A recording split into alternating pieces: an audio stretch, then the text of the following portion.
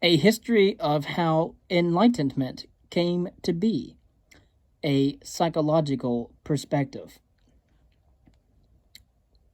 1. Unconscious animalistic behavioral patterns first satisfy the emotions and motivations of a single person in a group. 2.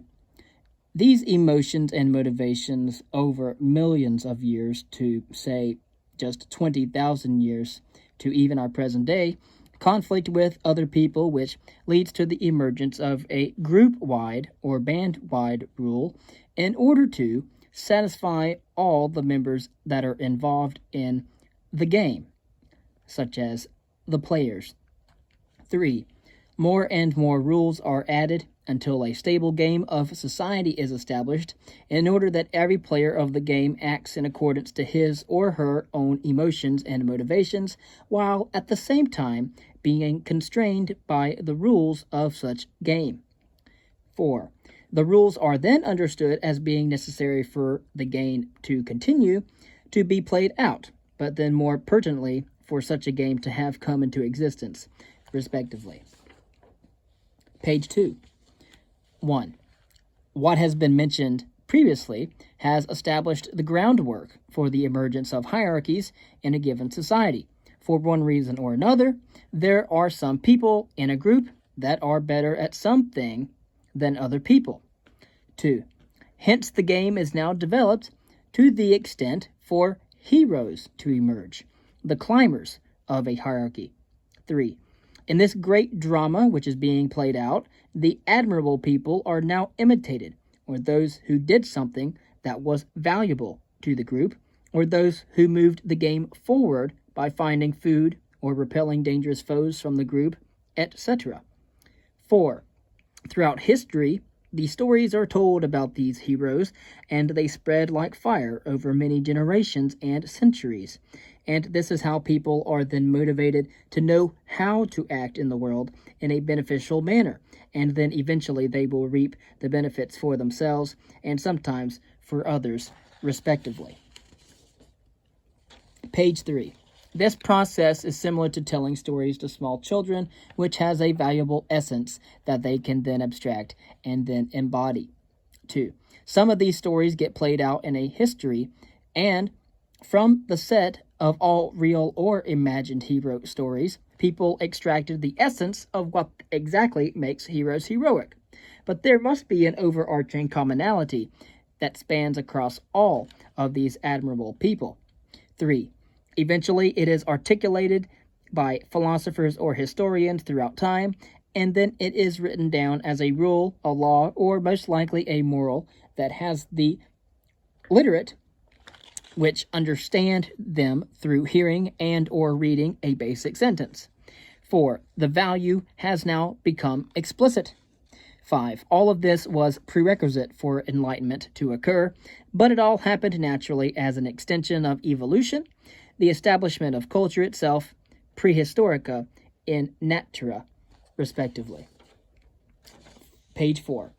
1. This hierarchy of heroes and values have become nested intrinsically and substantiated in all social groups and institutions since society has extracted and explicitly articulated the essence of a hero, or in other words, every individual now has a determined moral compass to follow, who helps and leads others in the same direction. 2. As civilizations prosper over time, they get disconnected from the stories that made them and its morals, and as such, some people lose the very notion of its own compass, such as the disbelief of its usefulness to society, etc.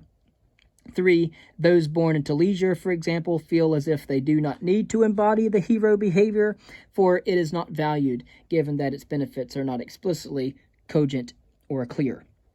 4. Given enough disconnect with its culture, an individual person will be alone and lost. The heroes have been forgotten. The path that they founded has been left in the past, and the individual loses the vector towards the future that he or she longs for. And fifthly, now it is time to undermine the game. Page 5. Corruption of the individual leads to the corruption of the group, and as such leads to the corruption across all groups throughout time, including the corruption of the state. 2. Tribalism need be juxtaposed with the ideology of a free individual. 3. A hero is an individual in the game who has the free potential to be one.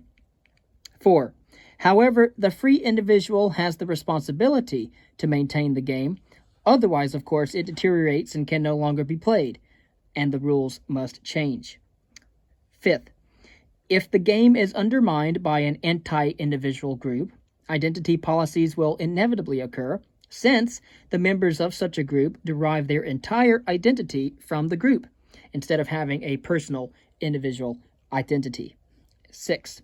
Scale this from a small group, a small band or tribe or village, to an entire state, and it is a path to totalitarian and authoritarian forms of control, which do share a strong group identity between members, and individuality is practically non-existent at this point, respectively. And 7.